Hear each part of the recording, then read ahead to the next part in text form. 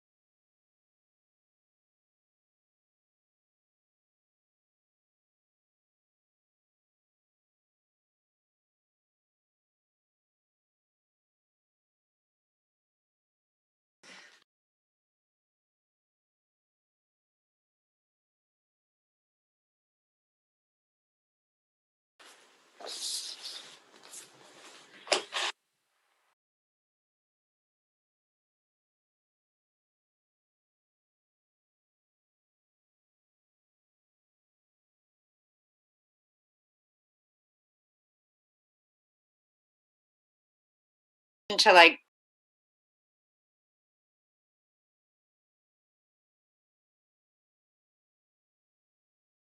the think visual. the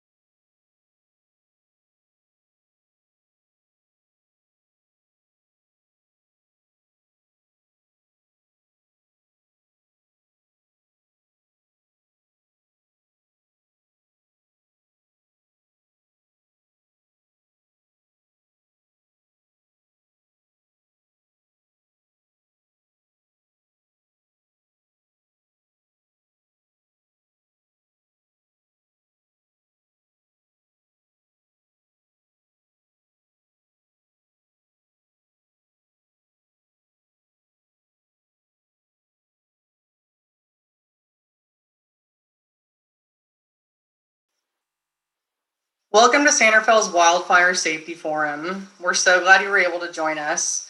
My name is Christine Foster, and I'm the Public Information Officer for the City of Santa Fe. For those that can't make it tonight, or for anyone who would like to share this video or rewatch it later, it will be available on the city's YouTube channel. On the panel this evening is Lieutenant Scott Everly from our police department, Emergency Manager Quinn Gardner, and Fire Chief Darren White. Vice Mayor Kate Cullen is also joining us this evening. Hi, Vice Mayor Cullen. Thanks for being here. Thank you. Thank you for kicking us off, Christine. And thank you for everyone who is watching tonight. And as Christine said, if you know someone who couldn't make it, there will be a recording later. A special thank you to Chief White and Quinn Gardner for putting this on for our community. We know that there are a lot of concerns right now.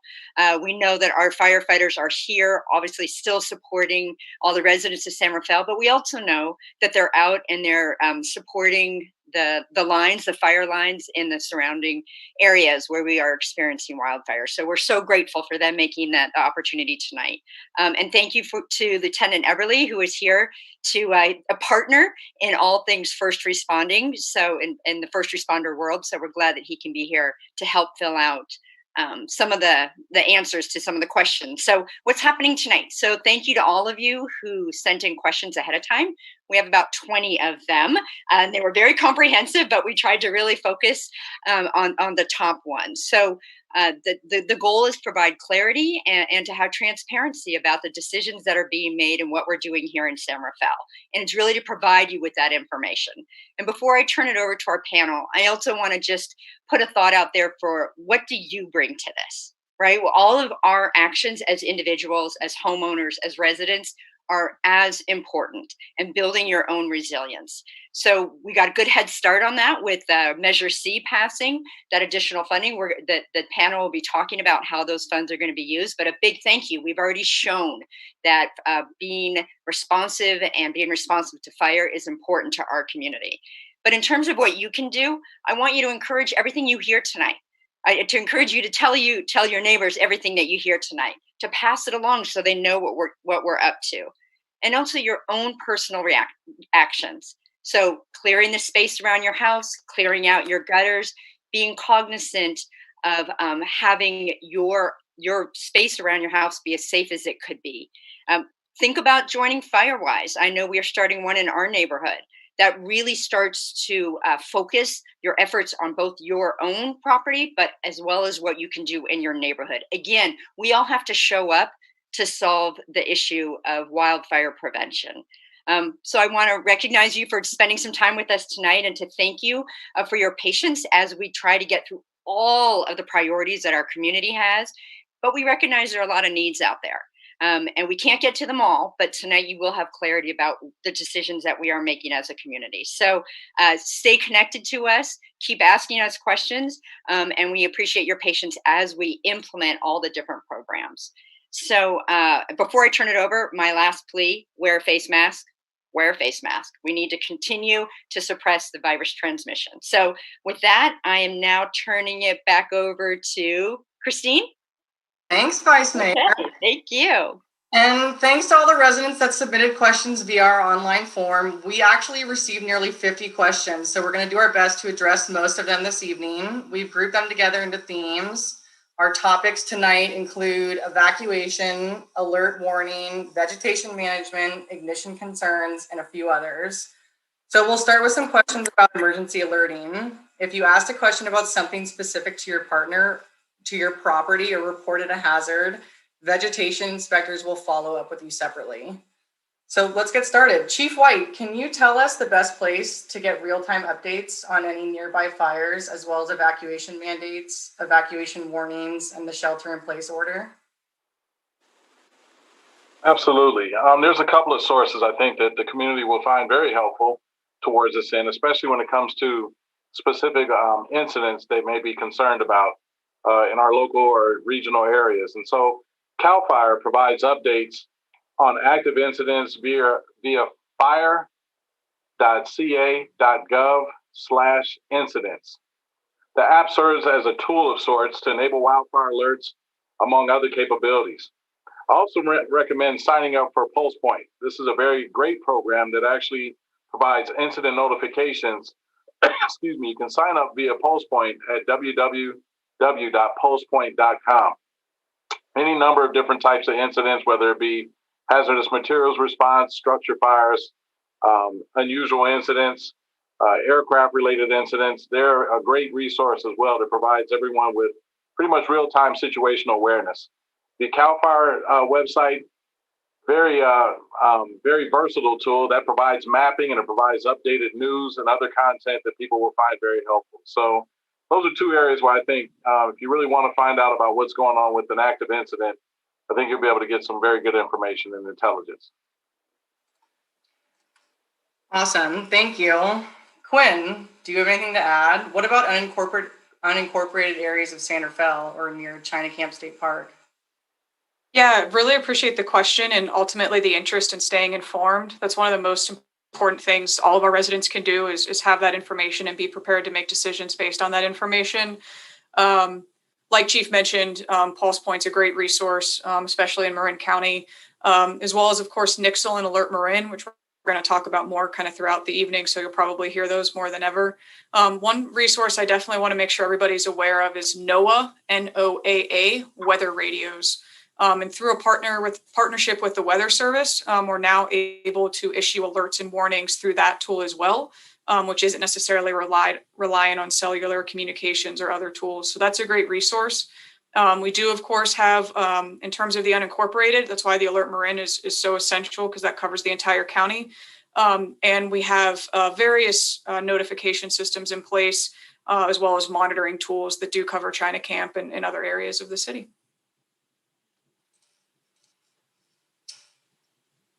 Well, on that topic, if the evacuation is widespread, how will I find the best route for my neighborhood? Chief White?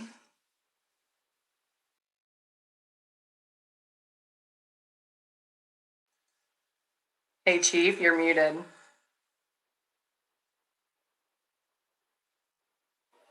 Looks like, how about now? Yep, you're good. We can hear you loud and clear. Okay, not sure how that happened, but what I was stating is that I think it's important for every individual to determine multiple ways in and out of their neighborhoods. This is especially critical because some areas may become congested, some areas may be not the ideal way to actually leave or try to gain access to your property. And so I'm reluctant to provide individuals with a prior to the incident route to take for that very reason. You don't know because fire conditions change rapidly. And so if you tell someone to take a specific street and then they find out later that fire conditions changed, the wind shifted, and now fire is blowing in that direction, you put someone in harm's way. And so my recommendation is that individuals learn multiple ways in and out of their neighborhood. And what it does is it also gives you an opportunity to identify the closest safe refuge area. If you find you can't get out completely because there's congestion or there's some other obstruction, find a temporary safe refuge area, and or knowing multiple ways out allows you to actually avoid the congestion or helps with expediting the traffic flow out of that neighborhood because not everyone's taking the same route. And so that's what I think is probably the best way to approach evacuation mapping, having your own personal plan well in advance. Yeah, that makes total sense. Thanks for that. We also received multiple questions regarding power backups for cell phone towers and internet. Have cell phone towers been improved since the 2019 power blackouts so that we can receive cell phone notices? Gwen, do you think you can address that? Yeah, thanks, Christine. Really important question. We had quite a few people ask this. And I think at the heart of this is folks trying to get more and more prepared and recognizing the reliance on communication. Senate Bill 431, and actually our Senator McGuire helped push that through, is addressing this issue by requiring backups in tiers 2 and tier 3. It doesn't require that compliance until July of 2021. So while the future is optimistic, this particular fire season, we really need to make sure people have those redundancies. Like I mentioned, the weather radios, being signed up for the various alert tools, and really doing everything you can in your household to prepare for a potential power outage. The public safety power shutdowns, we went through about 5 days of that in Marin last year, and everyone kind of recognizes that struggle.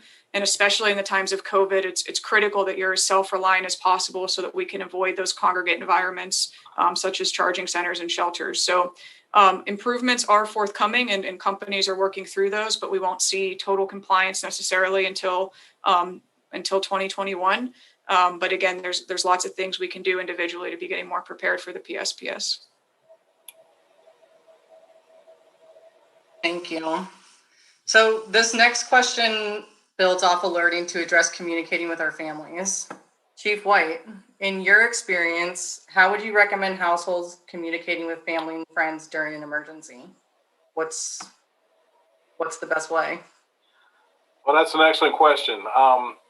Given that, sometimes power goes down, and now folks who have a modern day cordless phone that plugs into the wall, the power goes away, and so does the phone's capability.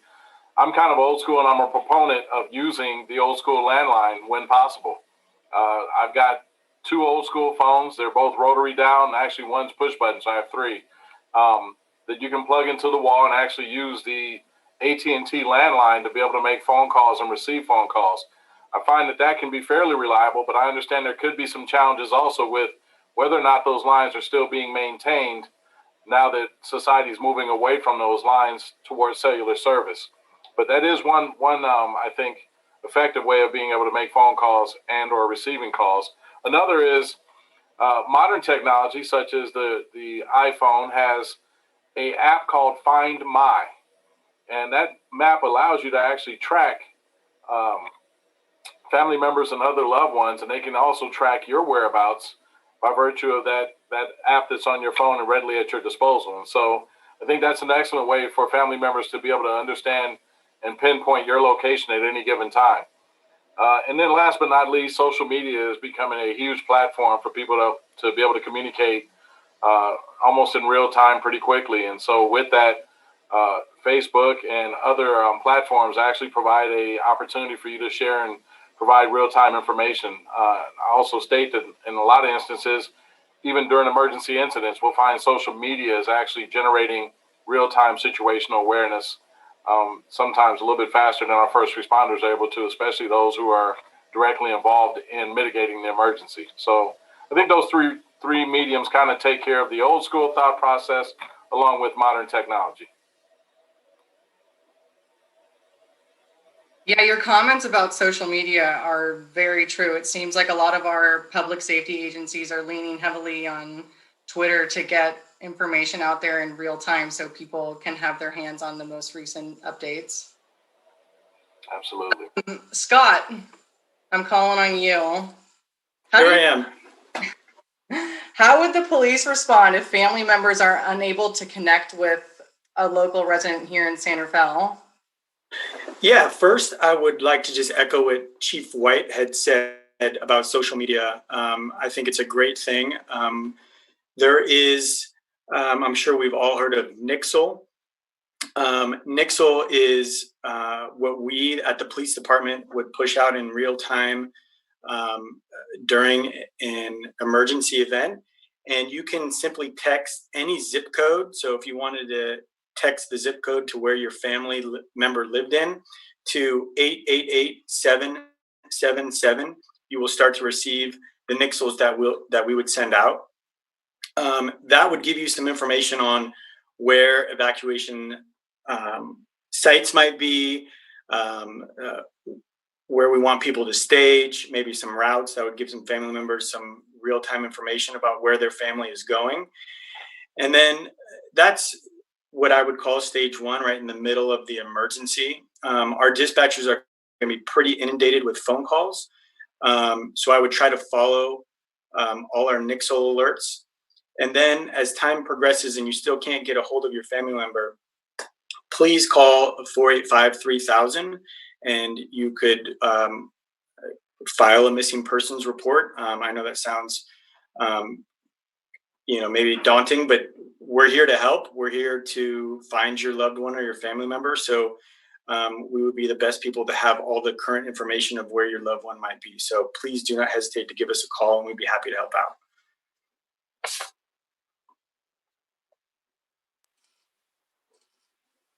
Thanks, Scott. Hey, Chief White, building off what you were talking about earlier regarding evacuation routes and meeting places, I think residents are wondering more about specific locations where they can meet. So let's say there's a fire up in the hill and they're heading down towards downtown. What do you look for in emergency meeting locations if that is an option? And should residents head to large parking lots or a large field, the canal, the bay, something else? I think I'd go with the former. I like the idea of large parking lots. We seem to have a lot more of them in most communities. The idea of a large parking lot, whether it be at a big box retailer such as Target or Costco, Home Depot, Lowe's, places like that, have a substantial amount of parking, very safe concrete area, very little vegetation other than a few trees sprinkled throughout the parking lot. I think the grocery stores offer, the larger grocery store chains offer a substantial parking area as well that I've actually used in the past for previous incidents, as well as middle school and high school locations where there's ample concrete and open space where individuals can kind of congregate and get updates on what's going on and still feel like they're proximal to their property if things change. So I will say that the meeting locations can vary. It also really depends on whether or not the incident is escalating or whether or not the incident is considered pretty close to being under control. And so that would dictate maybe how much further away you would travel to get to a safe refuge area, such as a parking lot or a mall parking lot. Rock quarries. I know people don't think about those very often, but those rock quarries can actually serve as a prime location to head towards and find yourself in a relatively safe natural environment as well. So it's just one more option for people to consider. I know there was a question regarding artificial grass and whether or not people felt it was safe to perhaps go onto a soccer or football field or baseball field that had artificial grass. My understanding is that the grass, much like a candle, it won't burn, but it will melt. And so generally speaking, that's going to require direct flame or significantly high heat exposure. So in most cases, I think you should be okay on artificial grass, but I temper that with the understanding that there's not a lot of surrounding vegetation as well. So usually there's bleachers and other construct around those fields which provide a substantial barrier or break, if you will. So those would be some areas that I would really consider as safe refuge areas, or at least temporary safe refuge areas. Thanks, Chief White. Quinn, building off the last question, this is a specific question from a resident about evacuations in Terralinda, such as a fire in Sleepy Hollow open space, and what the best meeting place is far away. They said, I recall that in Coffee Park fires, people were meeting in parking lots and those were getting overwhelmed. Should those parts of the region be considered for meetings, such as the Bay Area, or such as the East Bay, Corte Madera, or Novato? Yeah, thanks, Christine. Another great and thoughtful question. One thing I want to point out here, and I think it's a perfect example in terms of why it's so necessary to have multiple evacuation routes, like the chief said. If we had a fire in Sleepy Hollow, for example, just the difference between whether the winds were coming from the east or the west drastically changes where that fire is going to go. So a fire in Sleepy Hollow with winds coming from the east is going to burn that fire more towards West Marin rather than into Terralinda, as opposed to the reverse situation. So having those multiple plans and those multiple locations is really critical. Certainly all the qualities that Chief just mentioned are good meeting places. And the goal, another piece to consider here is the timing, right? Ideally, you have enough warning and you have an opportunity to get somewhere else. And somewhere else might be with family and friends in another city or another county. Now, with Coffee Park and with some of these more extreme, really fast moving fires, that's when you're seeing people seeking these areas of refuge. And those really are areas of last resort. It's important to know what those characteristics are in case you find yourself in that situation. But the goal with all the pre-planning that we do and all the alert and warning systems we have in place is to get people out ahead of time. And you saw that with the Kincaid fire. We saw a lot of evacuations pretty early and people left, and that let firefighters really fight fire and prevented a lot of additional property destruction as opposed to waiting longer, things like that. So the difference between that evacuation warning and that evacuation order is also going to shift kind of where you need to go and how you do that. And I know we'll talk about that a little bit more too. And so specifically that Terra Linda question, the answer is which way are the winds coming and where's the fire going? But the biggest thing is to get yourself out of immediate harm's way and then moving into a longer term safe place while that fire is controlled. Okay, so now that we've really dove into evacuations and evacuation centers and where to go with location, what about evacuating and sheltering our pets? Our four-legged friends, we can't forget them. And we see this time and time again with disaster. People won't leave without their furry family members. And so it's really important that everybody has plans for them.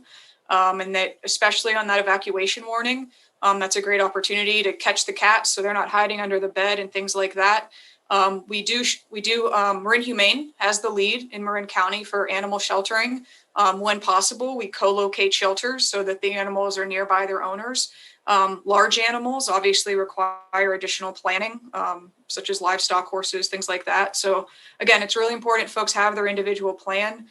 One of the nice tips I always like to give people if you are evacuating with your pet is to use a Sharpie and write your information on the belly with the idea that there's not a lot of hair right on a pet's belly. And so if they lost their collar or something like that, you're able to identify and get reconnected with your pet. So pets should be part of your emergency planning. And be ready to go. I guess it was a few weeks ago when we had all the lightning issues, the dog spent the night in her harness because if we needed to go quickly, the dog was ready to go. So thinking about things and making sure you incorporate those pets is important. Thank you. Chief White, what are your thoughts regarding households with more than one car?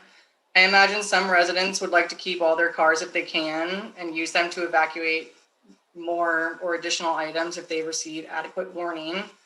Why wouldn't someone want to take multiple cars if there is adequate warning for an evacuation? Well, I think the difference is just that if they have advance notice and they're getting to a point where it looks like an evacuation warning is going to be issued, you have time on your side, perhaps, to immediately start evacuating and moving multiple vehicles. If you wait until an evacuation order has been provided, now you've got a bit of a dilemma now, because one of the goals is to try to ensure that we're moving as many people as we quickly can. And if we cannot do so because everyone's trying to move all their vehicles simultaneously, you can only imagine how that complicates things very quickly. And so I would encourage everyone to move things as early as possible whenever they get the indication early on that this could become a problem. There's nothing wrong with pre-staging and being very proactive early on, even prior to an evacuation warning being issued. But if you wait until an evacuation order has been issued, I encourage you to simply use one vehicle and expedite your departure. Trying to load up multiple vehicles and have multiple people driving out of the neighborhoods, taking multiple cars for each household, you can imagine how quickly that spirals downward and your evacuation gets hampered. So I think those would be the circumstances I would look at is, do I have enough advance notice? Has an evacuation order or an evacuation warning be issued? And then base it on the actual order that's issued or the warning that's been issued. Those are good points. Thank you for that. So we actually did have a few questions relating to concerns about traffic jams during an evacuation. Scott, if San Rafael received evacuation orders, how are we going to prevent gridlock heading to Highway 101?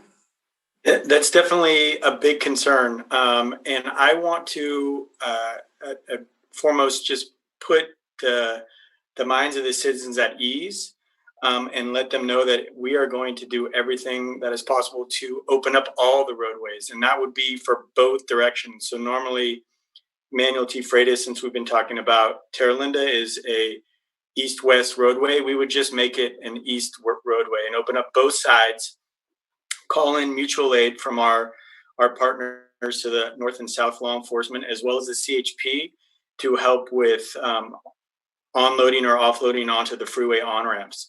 I want everybody to also know that San Rafael police officers have quite the experience when it comes to evacuations. We've been called up to pretty much all except for this year's evacuations in Sonoma County. So we are very familiar on extreme evacuations during fires. So we do have the experience. We do talk about it during our training program. So that is, I want to just make sure you guys' minds are at ease. I think that was answered. Yes. Thank you. You're welcome. When? How will San Rafael help evacuate seniors, people with disabilities, and people without cars or nearby family friends to help them get out? Yeah, that's obviously a big concern in San Rafael and across Marin, and something that, again, some of this comes down to that personal responsibility, and really encouraging folks to find folks. Kind of partnerships is a great way. I like to think about this with pets too. Is who's your neighbor, and that can be next door or above you or below you in an apartment complex. And do you have folks that can check on each other? We've been doing a lot of this even with COVID-19 in terms of actually the Vice Mayor's Neighbor to Neighbor program, and really encouraging those social networks and how we can come together to support each other. Kind of, again, going back to this timing issue of are you in an evacuation warning or an evacuation order? And our goal is to get those warnings out early and give people plenty of time to evacuate. I also want to encourage anybody living in a support facility, age-in-place facility, or any type of those kind of facilities to talk to the facility and figure out what their emergency operations plan is and what is their plan for helping take care of their residents. We have a lot of great partners across the county and transportation partners, and would certainly look to a lot of them. But we want to avoid the situation where we're having to bust people out per se because of the pre-planning that's in place. But to Lieutenant Eberle's point, our first responders will do whatever it takes to keep people safe, but we want that initial line of defense to be the networks and the social networks and the pre-planning. Thank you for that. Shifting gears here a bit, we had someone submit a question about accessing grants and financial support to harden their home. What resources are available to those needing assistance? I'll take that one. I think the Marin Wildfire Prevention Authority hasn't fully developed the criteria for individuals to qualify for that support at this point, but that should be forthcoming relatively quickly, and so stay tuned for more information on how to qualify. However, in the meantime, there is DSpace funding available, and so that means community members can have access to chipper days and opportunities, and we're looking to expand those chipper days specifically in San Rafael and Marinwood. Given the fact that we have more resources, we may even be at some point purchasing chippers so that we can exponentially expand those chipper days instead of relying solely on the vendors who operate them currently. And so that's an opportunity. But the second one that I would consider is our AmeriCorps crews. AmeriCorps has been phenomenal in the amount of work that they accomplish within our community. And so as such, if individuals apply for assistance through the AmeriCorps program, there are opportunities where they can get and receive direct assistance with their properties and or with their vegetation fuel reduction needs. Anyone who's interested in applying for that, I'm going to give the website. It's City of San Rafael /wildfire-prevention-assistance. And one more time, that's cityofsanrafael.org/wildfire-prevention-assistance. And so those are resources available to us in the meantime and until such time that the MWPA puts out the criteria that we can share with community members about how to apply for MWPA grant funding that's available. And we can actually drop that link in the chat for anybody who wasn't able to write it down. Along the lines of defensible space, can you tell us what residents should be doing to maintain their defensible space around their property? How much or how important is it to remove an inch or two of pine needles in their yard, and how dangerous that can be if they don't? Absolutely. Just an inch or two of pine needles, even after a storm, and with the very, how should we say, minimal precipitation that we receive now, over the last few years. Things dry out a lot faster than they used to. With the high heat temperatures, that contributes to fuels drying out a lot faster. So even a couple of inches of pine needles can be the actual ignition source that starts what we call a laddering effect, with ground or surface fuels catching and then moving from light grasses and ground fuels quickly to bushes, bushes in turn catching trees, and then trees getting to their crowns and becoming crown fires that run laterally. And that all starts with those small things. So I encourage everyone to do their due diligence. As we know now, this is not just a season anymore. We used to have the season roughly sometime between June and October, but we're seeing fires year round now at this point. And so maintenance has to be a year round approach. It can't be just a seasonal one-time effort. It has to be an ongoing effort to ensure that we're removing hazardous fuels and conditions from our property. And so, I think that also includes expanding the perimeter as far out as possible on your property as well. If you have 100 feet worth of defensible space, but you can push beyond 100 feet to 200 and even 300 feet of defensible space, I think you're actually putting yourself in a better position to not experience a structure fire based on a wildland-urban interface incident, especially if a fast-moving one or one where embers are dropping. They won't ignite and catch that area because you've cleared out further than even what the ordinances require. That being said, I know that there's challenges with, sometimes fiscally that can be a tall order. And so because of that, I certainly encourage folks to take it maybe from a phased approach where you've gone 100 feet out, but you can go another 50 or 100 feet. Well, consider doing a portion of it, and then the next season or when funds allow, continue extending beyond that. And you've just basically placed yourself in a far better situation just than relying solely on 100 feet worth of defensible space. If you really feel somehow or another that this is becoming daunting financially, consider that AmeriCorps and or some of the volunteer agencies may be willing to come out and assist with trying to remove some of that fuel and help to create a bigger break for you. So there are some options and some opportunities. Again, I gave the website that you're going to post, that Christina's going to post. I think that's something really helpful to reference if you're going to have some financial challenges, but you want to ensure that your property and the neighboring properties are safe. Those are options for sure. Yeah, it's a lot of work, but it's certainly worth it when the time comes. Chief White, we also had a variety of questions relating to our vegetation inspection program. How many inspectors are in San Rafael and in Marin County, and how are violations enforced?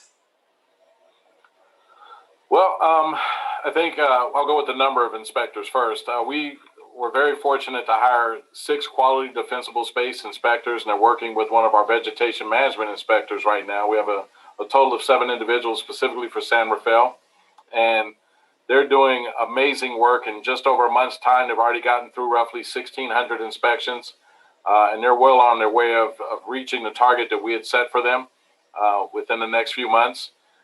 So that's huge. That's a huge effort. That effort is kind of force multiplied throughout the county by what the Marin County Fire Department does.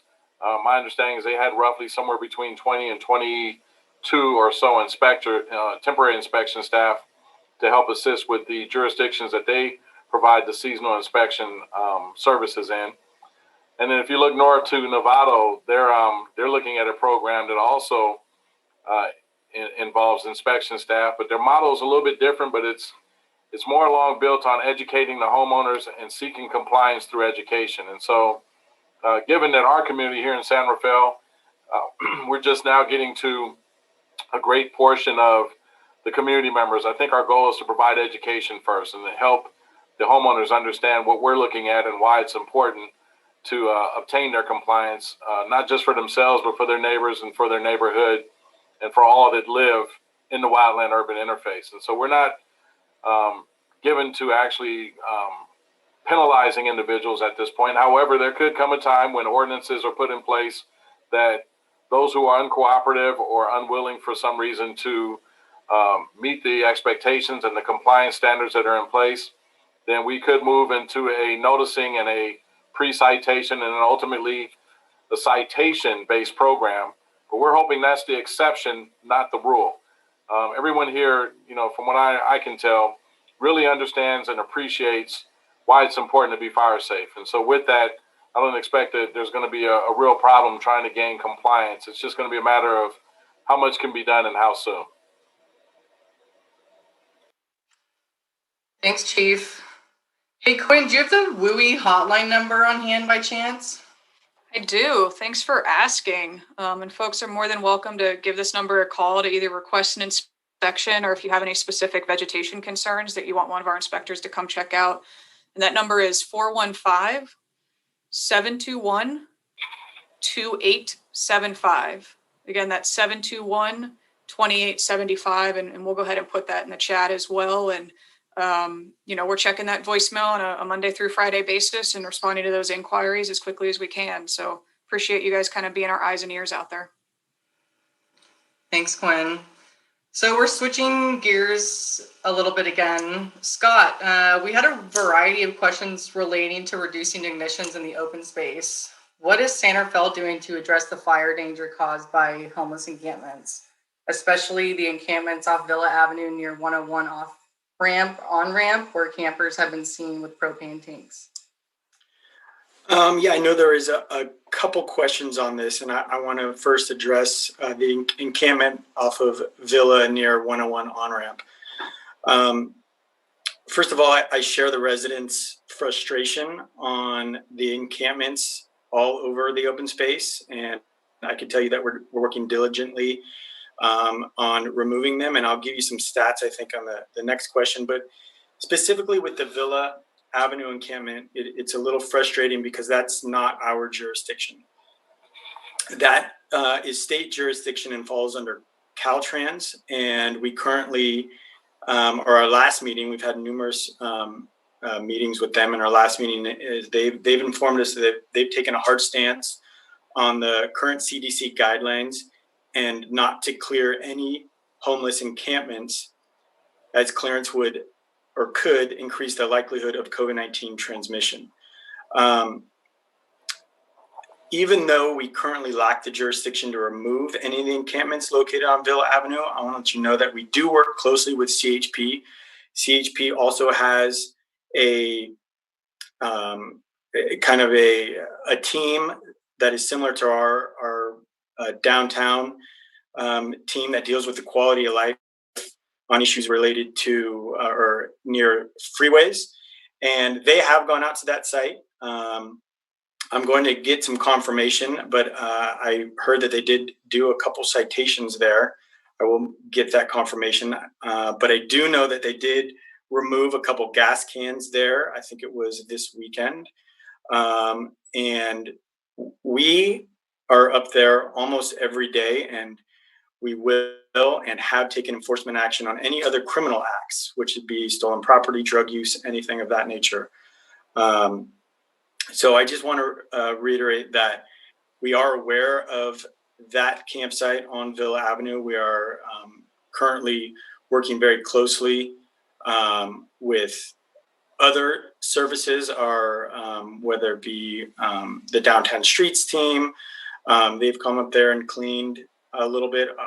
Also on, I think it was August 14th, Caltrans did do some clearance, and I think the chief has some information on that. Is that right? That's correct. My understanding is on or about August 14th, Caltrans actually did go to the site and do some clearance. From what I can tell just on my own observation of the location, I think it's substantially cleaner than it had been.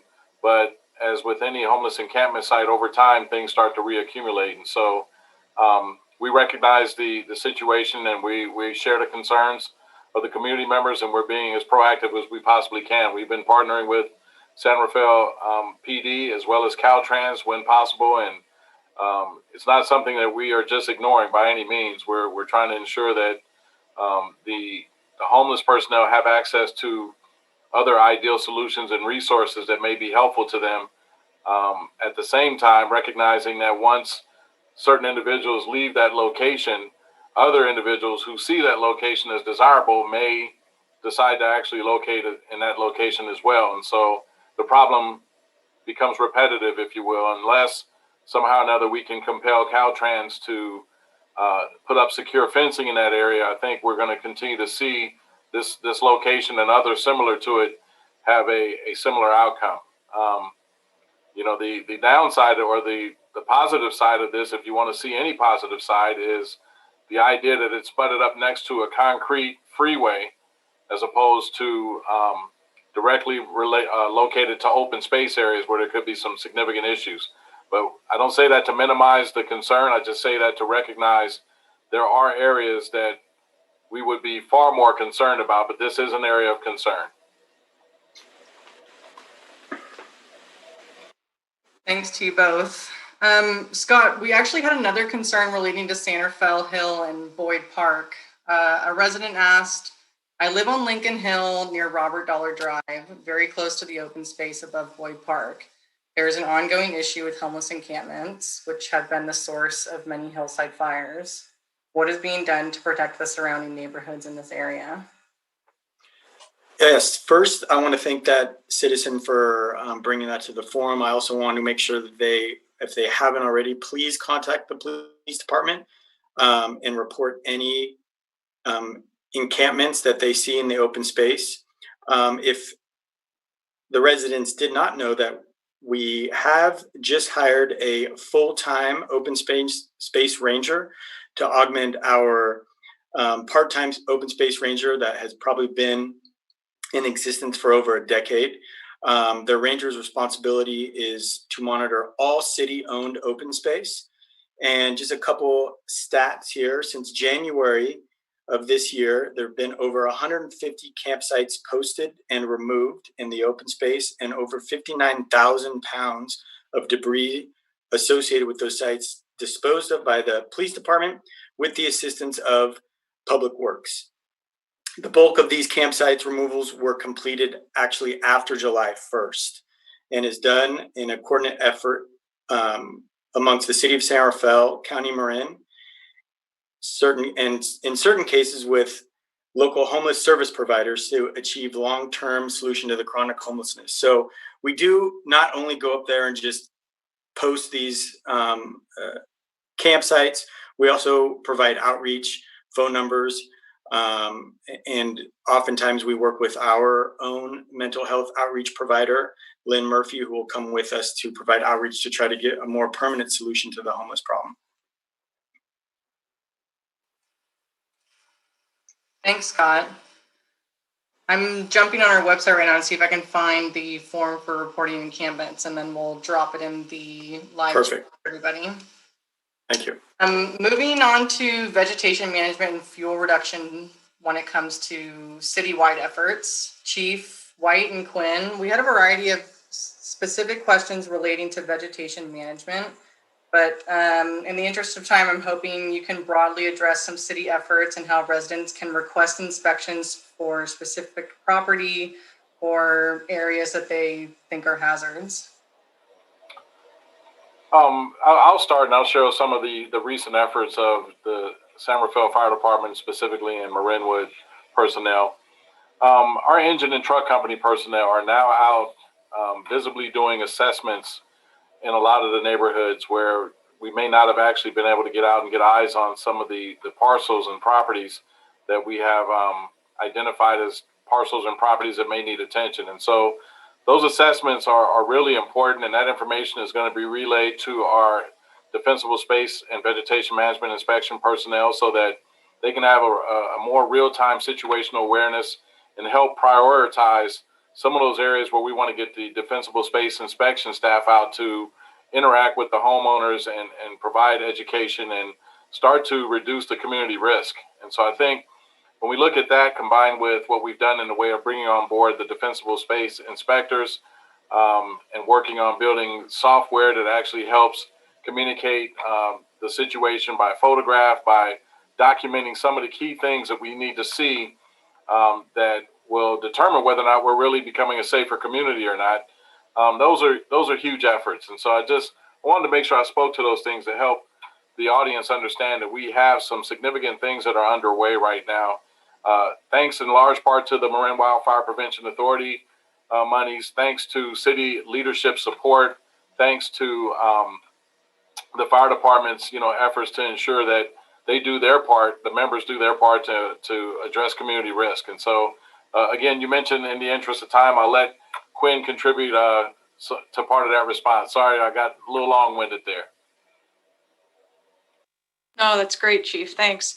I think we answered the how to address the concerns with the WUI hotline. So again, that number should be in the chat, and hopefully that helps folks out. I do want to just kind of touch on, because I know some of those questions were asking about either clear cutting or various concerns that just we want to make sure we're approaching kind of all these risk reduction efforts with an environmentally sound and best practice mindset, that we're not, making one problem by trying to fix another. And so really looking forward to working with the MWPA and through that process. The packet of approval for the first year, and that I know was a question some folks wanted to know what information was out there, is available at marinwildfire.org.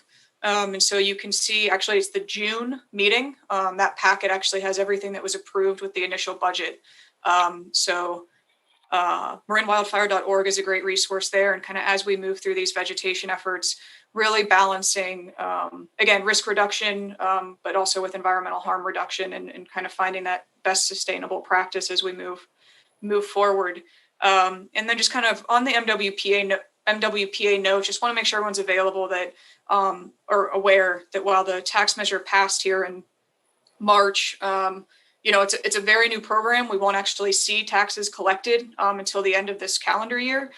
So we're doing the best we can, but we still have kind of limited resources in the short term, and really looking forward to our long-term opportunities here over the next 10 years and hopefully beyond to make a real difference with wildfire prevention. Thanks, Quinn. Chief, did you have anything to add? Oh, I think Quinn did a pretty succinct job of covering that information. Thank you. Okay, I wasn't sure if you were going to pipe up.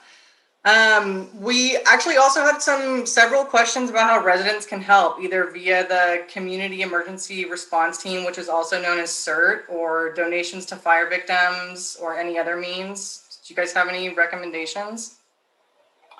Sure, I'll start with a couple. I think if we look at clothing donations, obviously the Salvation Army and some of the other volunteer organizations continue to, or have now resumed accepting donations. And so that's very helpful. I know certain church communities and certain volunteer organizations, including what I've been seeing a lot lately on the news, are certain high schools that are getting very proactive and involved in ensuring that disaster victims have food and they have clothing and other resources that, based on being displaced or having to evacuate suddenly, they're providing some significant supplemental assistance. And so they're using fairly secure locations to do these things as well. Bank parking lots, grocery store parking lots, even some of the school facilities themselves, the school grounds rather. But if anyone wants to donate money, I would recommend the San Rafael Fire Foundation. They've got a means of accepting debit cards, PayPal, even checks if you send it there directly to their physical location. But I would highly recommend individuals go to the website, which would be the www.s.srfirefoundation.org, and then click on donate. And that's when they'll get access to those features I spoke to earlier, whether it be a debit card, credit card, or PayPal. And once I stated again that their checks, if anyone wants to send money by check, I'm old school. I still use checks also. They have an address, a physical address that I can share with Christine also to place out for the community's awareness. But they're a huge supporter of San Rafael Fire Department, as are many of the community members who've been reaching out to offer assistance during these trying times. And so we're really grateful and thankful for anyone who opts to donate to the community members and or the department through the foundation and or the volunteer organizations. And I think I'll let Quinn chime in if she has something she'd like to share. Thanks, Chief White. We'll drop some of those links that you referenced into the chat so people can access them. Quinn, why don't you go ahead and tell us about the CERT team? Yeah, absolutely. And before I dive into the CERT team, I just want to, thank the folks for asking the question, honestly. And, in all the years I've been doing different disaster work, they always bring out the best in people. And this is just one illustration. And so certainly thinking about, I know, especially in these challenging times, what you can donate and give. And cash really does go a long way, not only in how it can support the organizations, but in empowering those folks that have been impacted to make their own choices with those donations and be able to kind of start rebuilding in a empowering way is always really important. And our CERT team is no different. Our CERT team, we've got over 500 CERTs, community emergency response team members in San Rafael. That number is typically growing. Unfortunately, due to COVID-19 this year, we haven't been able to hold new trainings like we usually do across the county. We're hoping to have a hybrid model of that up soon. But there's, our CERT team are still out there. The Neighbor to Neighbor project reached out to them, as well as just different ways that they're organizing their neighborhoods to really think about how we can take care of each other. So I know the link is in the chat if you're interested in joining CERT. And just always appreciative of our steering committee who have been nothing but supportive and filling in the gaps for me as my time's been limited here the last couple months. But it's a great organization and a great way to provide leadership in your communities. And that's really what it's all about. Even if it's something as simple as asking your neighbor while you see them taking out the trash cans on a Tuesday night, hey, are you signed up for Alert Marin or for Nixle? Do you have your go bag? Do you have your grab and go list? And all that good information. So appreciate all their efforts. And hopefully here in the next short while anyway, we'll be able to get some new folks trained up in CERT. We still actually have a few minutes. Can I ask you another question? All right, what do we got? All right, let's do it. So we had a question about building with different material that is better rated for fire. Quinn, what do you believe is covered, I think it's covered in our wildfire prevention and protection action plan. Can you talk about that for a second? Yeah, that's something that came up as we went through the 38-point action plan that City Council adopted. I think it was like 6 weeks ago now. Time is confusing these days, I think, for everybody. But one of the things we are going to look at here, and we'll still be drafting code, which will go to public comment, and folks will get an opportunity to put input there. But they're really trying to make sure that any new building material coming into the city is fire rated, is how that's referred. So it's not saying that you have to redo your entire house, but if you're going to replace your window, let's have you replace that window with dual pane glass so that it's more fire resistant, so we can slowly build up a more resilient community. So that is in the action plan, which is on our website, and folks are more than encouraged to read through that, I think, 60+ page document that covers kind of 38 points of our main focused efforts here in San Rafael. Thanks for that. I have another good one that I think is important to answer right now. Okay. It's about generators and fuel storage. So what guidance do you have for residents trying to prepare for a power outage with generators? Yeah, so two big points of that question. We'll touch on the generator piece first. We did, I guess it was last year after the power outages, change some ordinances so that the noise ordinances kind of actually control our generator use in the city. So those have been adjusted. Having said that, there are still a lot of rules in place for fuel storage. And that's for your safety as well as firefighter safety and utility provider safety. So depending on exactly what you're doing, you are limited on how much fuel you can store. And that's actually part of our municipal code 4.08.07, which generally limits, especially propane storage, just to what you would need for a barbecue or something like that. So nobody should be putting in above ground propane tanks or anything like that for generator usage. And really working through our planning department and the various permits associated with any type of modification there. But there's a lot of other things folks can be doing to prepare for power outages. Some are much simpler, especially this time of year, right? Never letting your gas tank in your vehicle go below half full or half charged if it's an EV, so that you're ready to go in that sense. Those portable battery chargers or solar is a great another resource. Even the crank radios. We actually used that last year during the PSPS, despite me working in a generated building because we had the EOC activated for 5 days. We had some evacuees staying with us who were literally cranking the radio to get the information as well as using it to charge devices. So that's always a big one. Ice blocks, I think, are really helpful as well. If you're concerned about losing power, fill up any empty container you have, Tupperware, or whatever the case may be, and just throw that in the freezer. And you've created a lot of ice right away that can help preserve medications or anything else you want to protect. So we've got some more tips on that and other preparedness stuff at readymarin.org, as well as on the sroes.org website. And just really appreciate everyone doing everything they can to be prepared, especially to avoid those congregate settings. Chief, did you have anything you wanted to add about generators or building material? Just I want folks to be mindful of the heat that gets pushed off of a generator and make sure they keep it in an area that it won't suddenly become a source of ignition itself. The other part is, to Quinn's point, she mentioned, the ice blocks. If you want to use a 2-liter soda container or something like that, or your orange juice or milk container, those are great blocks of contained, great containers that can serve as blocks of ice, if you will, that can keep things cold for a nice period of time.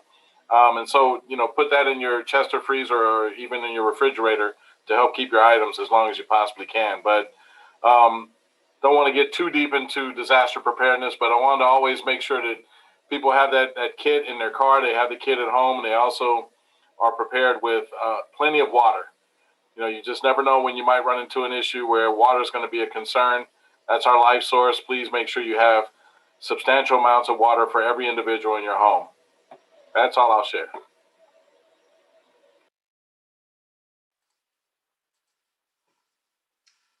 Thanks, Chief and Quinn, and all of our other panelists. To wrap up the evening, I'd like to ask the rest of the group if they have any closing thoughts.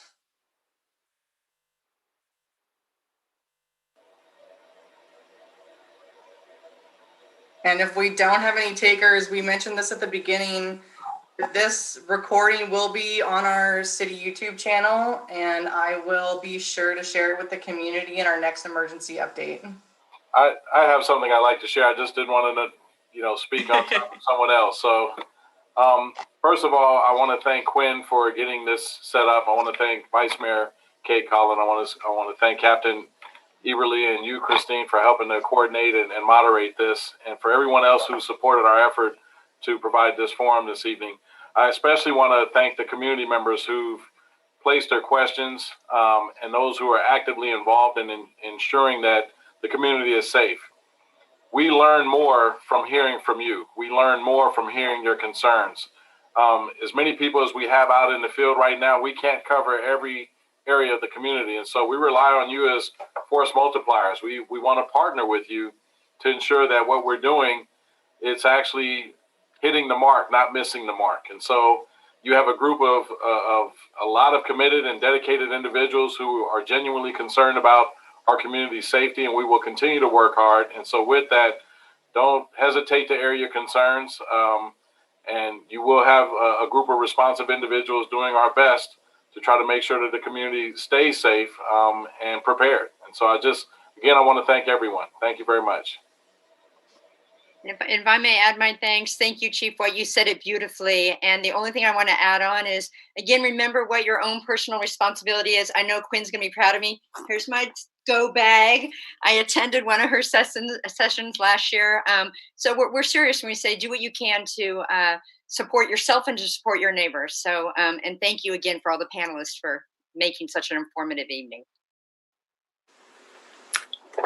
I just would like to echo what the Chief and Vice Mayor said. Thank you so much for having me on this panel. And I know with everything that's going on in the world today, hopefully this forum brought to the community and the residents a little peace of mind on the knowledge that we as public safety take this as a priority. So we are here for you, and our priority is to get you guys safe.